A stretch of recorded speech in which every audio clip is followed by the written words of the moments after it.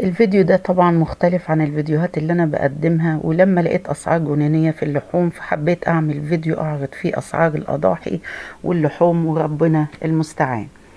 بسم الله والصلاة والسلام على رسول الله.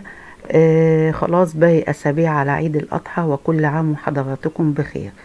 طبعا تأثرت أسعار اللحوم في مصر بجميع أنواعها بسبب العديد من الأحداث الاقتصادية التي أثرت على أسعار الأعلاف وغيرها، وطبيعي طبعا بيندرج تحتها الخراف والماعز، طبعا في موسم عيد الأضحى المبارك.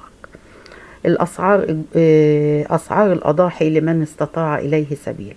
هنشوف سعر الخروف الأضاحي بيتراوح ما بين 4000 و7000، وده طبعا حسب العلف والمكان اللي هو بيتربى فيه، وحسب الوزن. في عندنا 40 كيلو، 50 كيلو، 60 كيلو. هنلاقي سعر الخروف القائم بيتراوح من 96 ل 120، ولحم الماعز القائم برضو بيتراوح برضو في حدود برضو 90 ل 130.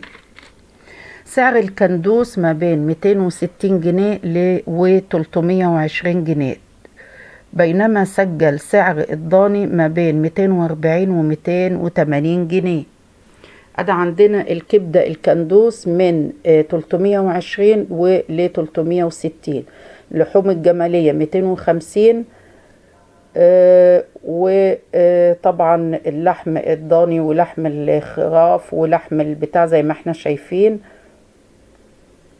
اللحم البرازيلي ب200 جنيه. أسعار طبعا جنونية، وربنا هو المستعان، وربنا يتولانا برحمته. وأتمنى يكون في نهاية الفيديو